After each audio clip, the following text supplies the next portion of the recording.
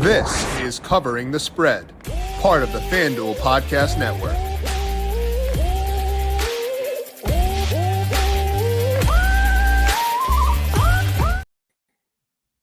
Only 2 games left. We've got some still very fun players into these conference championship games, and that leads to a lot of fun player prop discussion for this weekend. Today is our player prop show. We're going to dive in to this conference championship slate and break down the top player props, touchdown picks, and some weekly specials to get you ready for the week by talking to Aidan Cotter of FanDuel Research, picking his brain on his favorite bets at FanDuel Sportsbook. Welcome on into Covering the Spread, a FanDuel Research podcast. My name is JimSannes. I am a managing editor for FanDuel Research, joined here as mentioned by Aidan Cotter. You can check him out at FanDuel Research, where he is a writer for us. He is on X at AidanCotterFD, on Blue Sky at Aidan Cotter as well. Aidan, it is the conference championships. You've got the Roma Dunze jersey back, I'm assuming in honor of Ben Johnson. How you doing today? Yeah, I'm doing pretty good, Jim. Yes, that's an ode to my guy, Ben Johnson. That would not have been up had he not been hired on Monday, but got to celebrate my birthday with hiring of the first good coach the Bears have had since Lovie Smith, maybe? Yeah. It's been a minute. And even that might be a stretch potentially. Right. But like, hey, I think it's cool to see Ben Johnson there. It'll be fun. I want Caleb Williams to be good because if Caleb Williams is good, the NFL is a better product. So I want him to be good. I was driving by Wrigley this morning on my way back from the gym, and there was like a welcome Ben Johnson to Chicago sign, and he's a Cubs fan. And I was kind of thinking, like, how wild would that be to be like in Wrigley and see your face up there, like, welcome to Chicago. Like, for whatever reason, that like struck me as I was driving. And it was like, I feel like this has to be like kind of cool for him. Like a guy who, you know, is a Cubs fan, has at least some ties to Chicago, and now is like the head coach of hopefully a new era of Bears football. Yeah, I've been listening to the ESPN Chicago. They've had him on a lot this last week, and he's been talking about that. So I'm hoping I catch him at a Cubs game this summer. I think that'd be pretty fun. But hopefully it's an exciting time. We got some at least there's some hope, right? Yeah.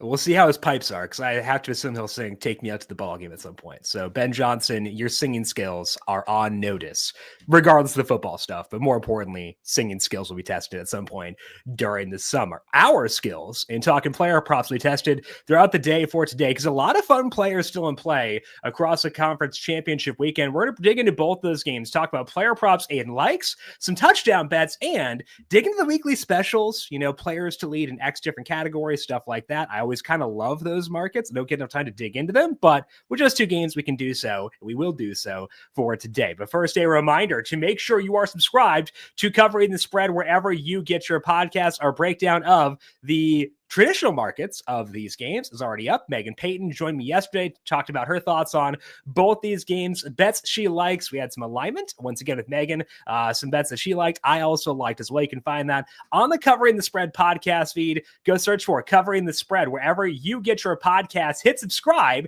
And if you like what you hear, leave us a 5-star rating and review as well. And of course, we also do have these shows on our YouTube page, DFS show, breaking down top DFS picks for the conference championships. Went up yesterday too. So go check out the YouTube page. I'll be live on Monday, breaking down my initial read on Super Bowl 59, talking about what my model says there. That'll be live at noon Eastern on Monday. So a lot of good stuff here still on the YouTube page. Going to be here during the offseason too at times. So search for the YouTube page, turn on notifications to get notified as we go live each and every time.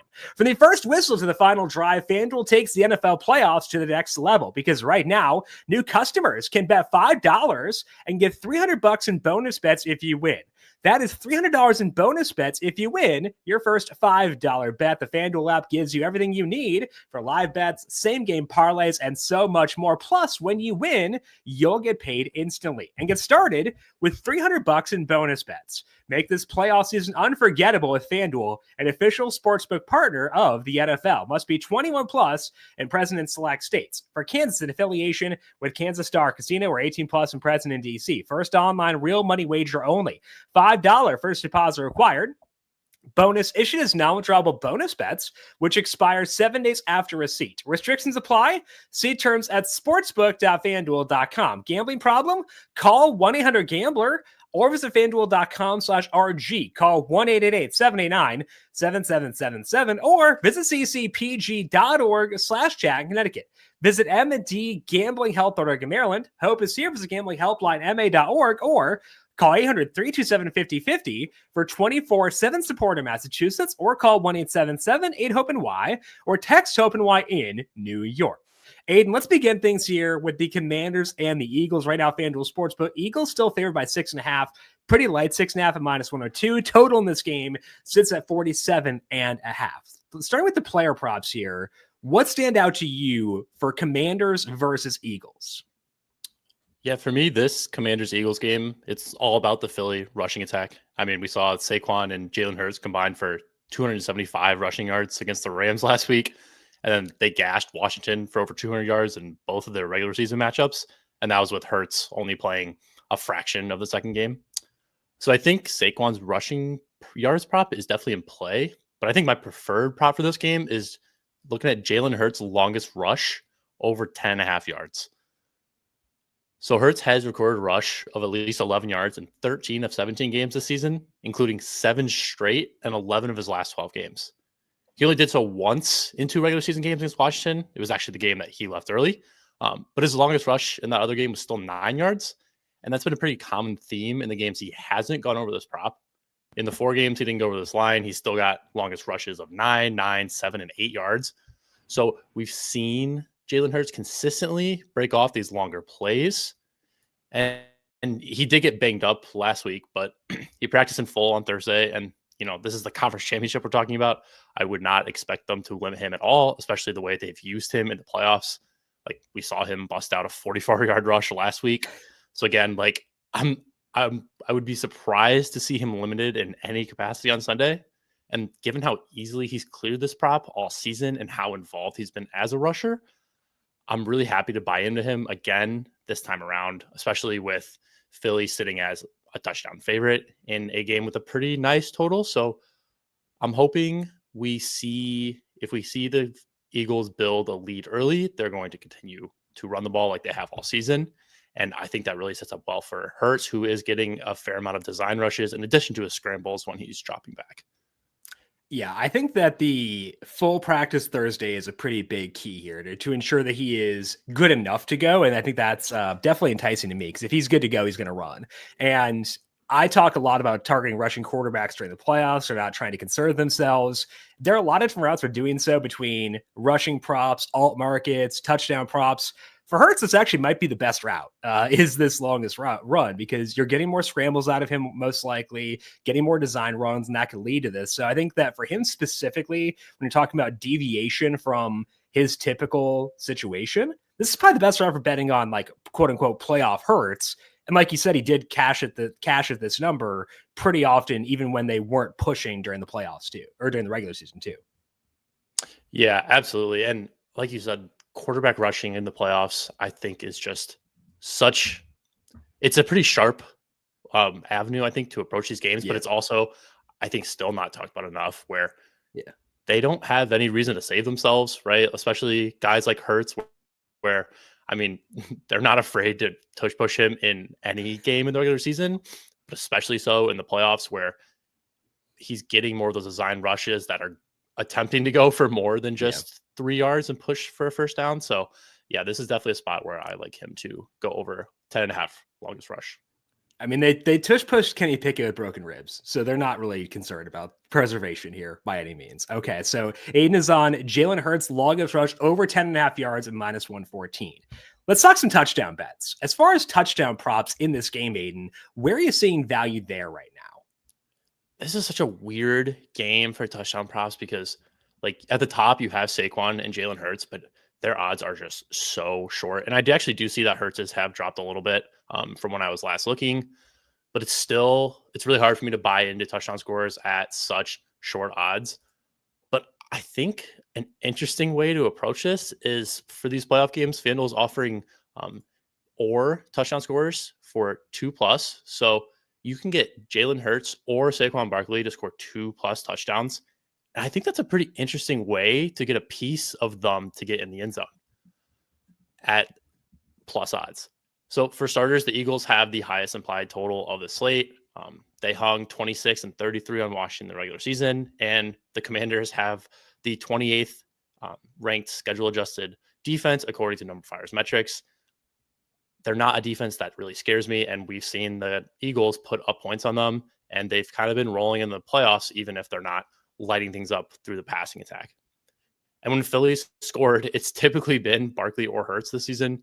They've combined for 29 of the Eagles' 53 offensive touchdowns in the regular season, and they've scored 3 of their 5 in the playoffs. And what's interesting is when one of them has scored, they've found the end zone again more often than not. One of Hurts or Barkley has scored 2 touchdowns in 10 of 17 games this season, and Barkley did so in both of the regular season matchups in Washington. That's about 60% of the games, up from like the 48% implied probability we're getting with these odds. And, considering how well Saquon is playing right now, and we talked about Hurts being a little banged up, I can definitely get behind taking just him to score 2+ touchdowns at plus 200. He did that 7 times in 17 games with Hurts active, and those trends would suggest these odds should be closer to like plus 140, plus 150. But for me, I'm happy to still get the plus odds with either of them to score twice. And at the very least, that avoids me having to rage over Philly's inevitable goal line tush pushes that I'm sure Saquon Barkley fantasy managers are well aware of, just vulturing those goal line touchdowns. So getting either of them to score twice, I think, is a super interesting way to get value on these guys in the touchdown market, where you're just not getting that by taking any time for either of them.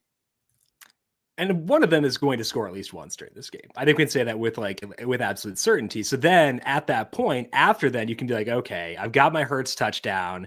Now I just go in and cheering for Jalen Hurts, which means the first touchdown one of them scores, it's not going to bother you no matter who it is. And then you kind of get that anticipation throughout the rest of the game. That's plus 125 at FanDuel Sportsbook for either of them to score 2+ touchdowns. I think this is a creative route. And like you said, it kind of works around the rage, but also I think it's a good kind of hedge in case they don't want to push Hurts with that knee injury. You're getting some insurance via having Barkley in there as well.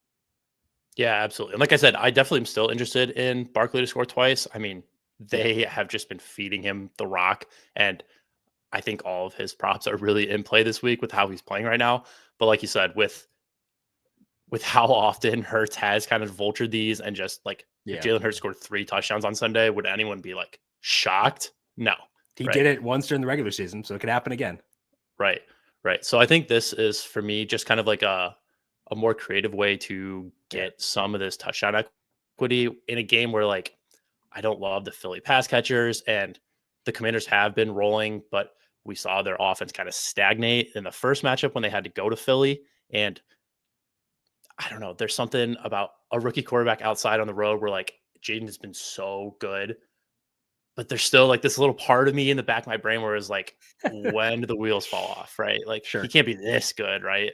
Right. I mean, and maybe he is, but so I think hope he is getting either of those. I know.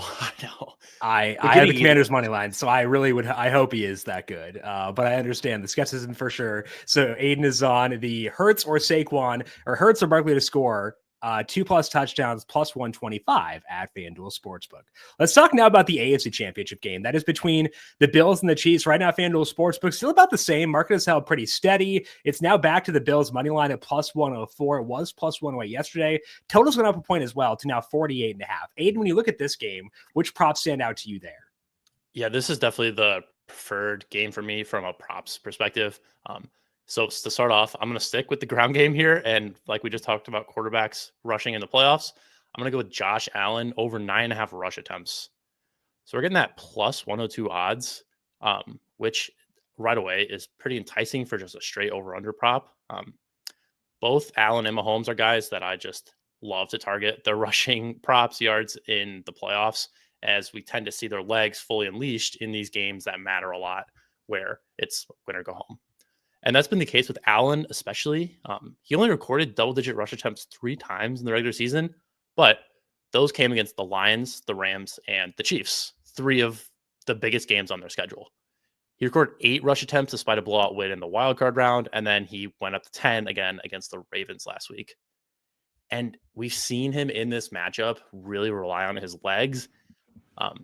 in 6 career games against the Chiefs, he's recorded at least 10 rush attempts. I'm sorry, in 8 career games against the Chiefs, he's recorded 10 rush attempts 6 times. And those 6 have come in the last 6 head-to-head matchups. So we've seen the Chiefs or Allen really attack the Chiefs on the ground, where he's kind of selling out and doing like just the crazy Josh Allen stuff where he's just leaving it all on the line. And it doesn't really hurt that this year the Chiefs have been pretty susceptible to rushing quarterbacks. They faced the fifth most quarterback rush attempts in the regular season, and they allowed the 4th highest rushing success rate to quarterbacks. So like, not that Josh Allen needs an excuse to run, but the fact that the Chiefs have kind of struggled to defend the rushing quarterbacks and given up a lot of rush attempts, I'm expecting another busy day for Josh Allen. And I think we can definitely look at his yardage props, but at the same time, we've seen him use a lot more just in the red zone. And so if he gets like 4 or 5 of those attempts inside the 20, perhaps his yardage total isn't as much in play. So I think just getting the plus 102 for him to have 10 plus rush attempts is really enticing for me.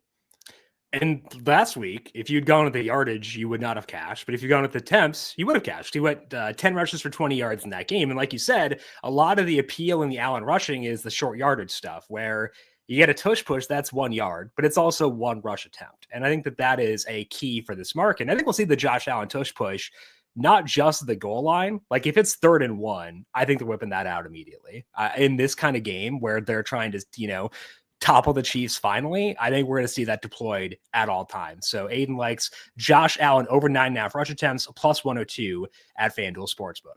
Let's talk some touchdown props here as well. In this game, where are you seeing value there, Aidan? Yeah, I got 2 for this game. We're going to start with Xavier Worthy for the Chiefs. I'm sitting down at plus 200. So I wrote Worthy up last week against the Texans, and he did not score. But the usage was still there, and that's been the way it's been throughout the latter half of the year. He led all over the last 4 weeks of the season, the last 3 in the regular season, and last week.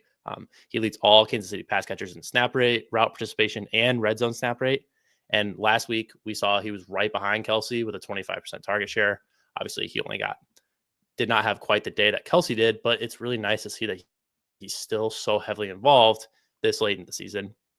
And if we look at him to score specifically, he scored 9 times across 16 regular season games and 8 separate games. He scored 3 straight to close out the regular season. And during that time, he had a 30% red zone opportunity share, which is for a wide receiver really strong. And those final 3 games of the season, when we saw his target rates really climb, he had 8 red zone targets and 3 red zone rush attempts, which I think is a really underrated part of his prop specifically. For a wide receiver, we typically see higher numbers in the touchdown score market because it's just not as reliable as those red zone rush attempts. But it's the Kansas City Chiefs. We know Andy Reid likes to get creative down there, and they have shown the tendency to get Worthy the ball in creative ways, whether that be on the ground or through the air. And we've seen his 3 most targeted games in the regular season came in the last 3, where he saw single game target shares of 29%, 27%, 24%. And then last week he had 25% target share. It really seems like he's enjoying that like rookie breakout to end the year that we see a lot with these guys. And Mahomes seems to trust him a lot.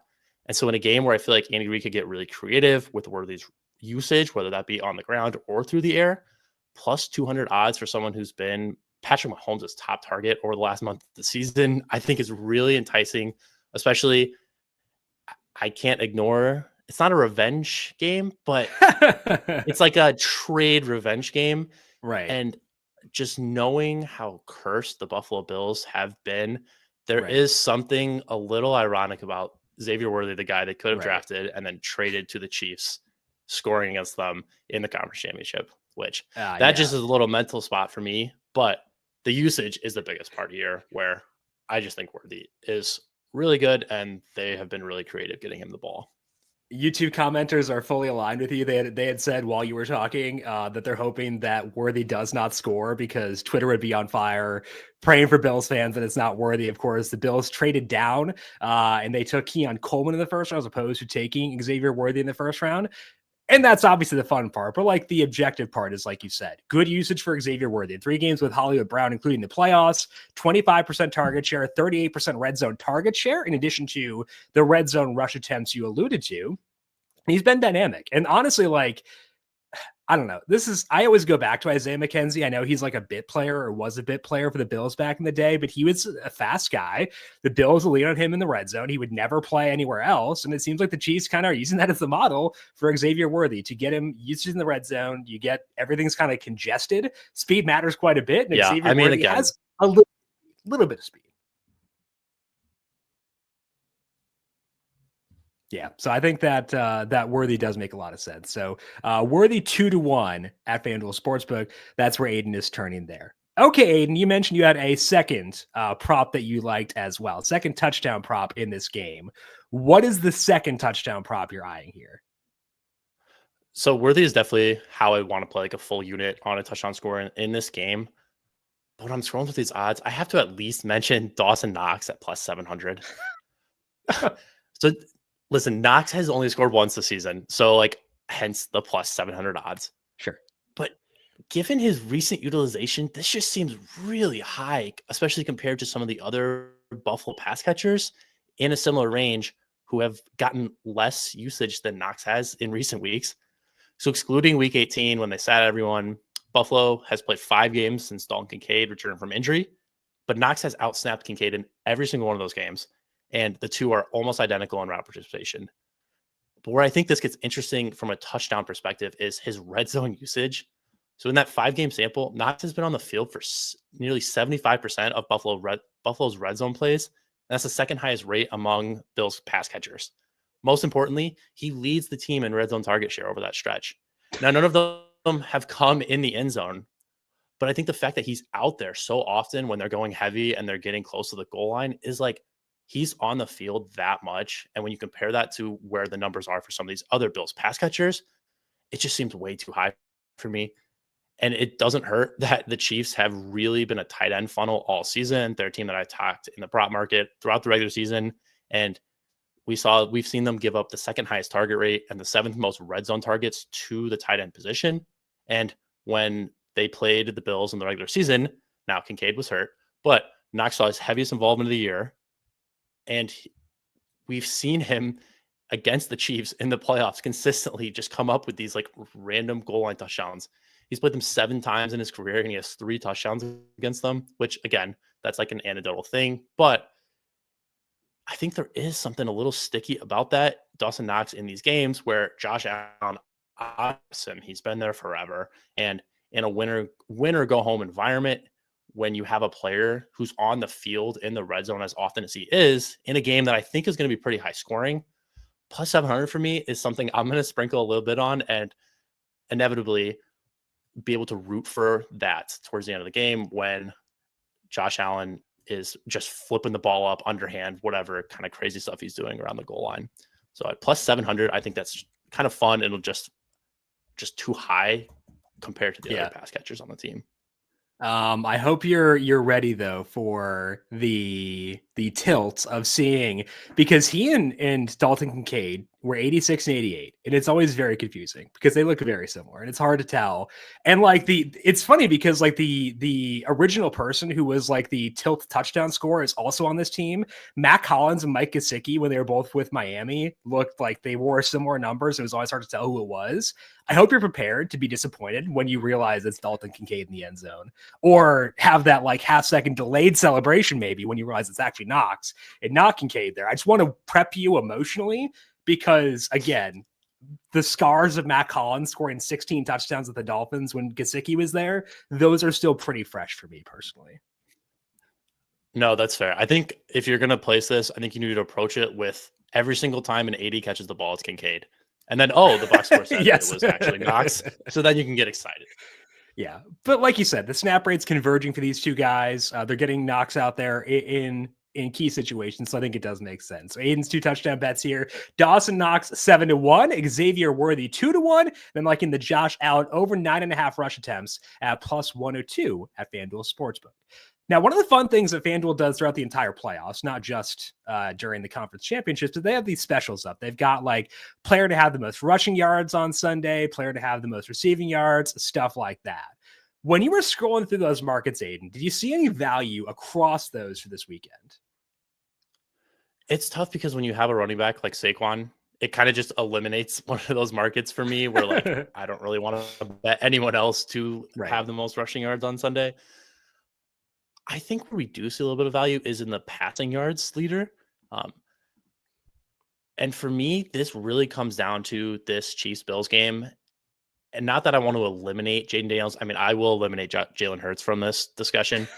Not that I want to get rid of Jaden Daniels here, but I think the game script and game environment really points towards this being a two-man race between Mahomes and Allen.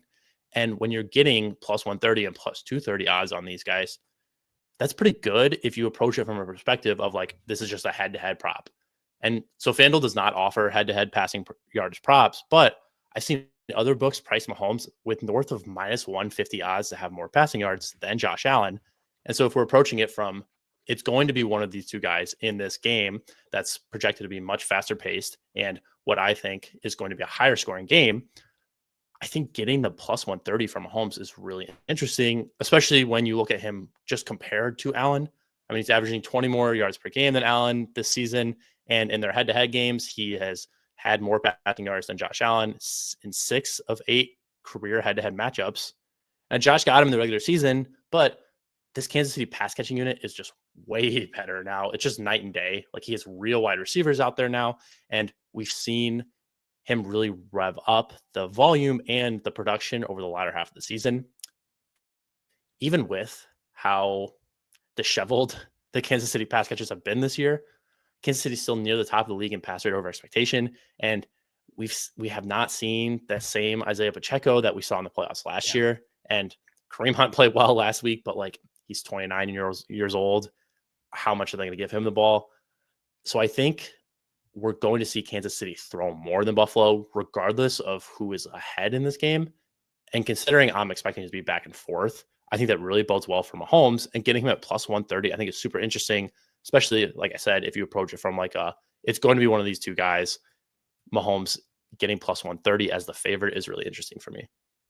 I do think a key here too is I think the Bills will be successful running the football against the Chiefs, and they're willing to do so. Joe Brady has proven that he will happily mash that button if he's allowed to. I think they'll be able to in this matchup. So I think if we're talking about from a stylistic perspective, from a matchup perspective, we should see a lot of rush attempts from the Bills, which will help keep Josh Allen in check. Like, yeah, he can put up 60 yards at a time, but I do think that helps you here is that from a matchup perspective, I think the Bills can run the football pretty successfully, which actually winds up benefiting you, both because if they build a lead, it forces Mahomes to play catch up, but also because we could just see a heavy dose of that James Cook, Josh Allen, Ray Davis, Ty Johnson attack out of the Bills side of things to help keep the Allen side of things a bit more muted.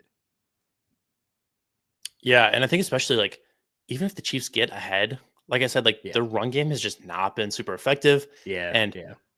But we do see Mahomes with this low ADOT where like they're not exactly rush attempts, but like there's these short yardage throws where they're still bleeding the clock, and that still counts towards his rushing yards prop. It very much does, and I agree that the rushing game has been not what I thought it would be, for sure, from the Chiefs. So it's been just a bit disappointing, for sure. So Aidan is on Patrick Mahomes, plus 130 to have the most passing yards on Sunday. That is all that we have here for today and this week on Covering the Spread. As mentioned, I'll be back with you once again on Monday, breaking down my initial thoughts on Super Bowl 59, talking spreads and totals from my model and seeing if there is value in the opening lines of FanDuel Sportsbook. You can stream that on the YouTube page, noon Eastern. Go there, turn on notifications, subscribe, and leave us a thumbs up. We appreciate those of you who have done so as always, and subscribe to Covering the Spread wherever you get your podcasts. Aidan, thank you as always tuning in. Congrats on Ben Johnson. Happy birthday belated to you as well. Enjoy the football. Good luck, and we'll talk to you again soon. Yeah, thanks for having me on again, Jim. Appreciate it. All right, you can find Aidan on X at AidanCotterFD. He is on Blue Sky at Aidan Cotter. I'm on X and Blue Sky at JimSannes. You can also find FanDuel Research on X at FanDuel Research. Big thank you to our YouTube producer, Justin Lane, for his work on the video side of things. Thank you, Justin, as always. And thank you to everyone for tuning in. Good luck to you with your bets for the conference championships. Enjoy the football. We'll talk to you once again Monday for our first look at Super Bowl 59. This has been Covering the Spread, a FanDuel Research podcast.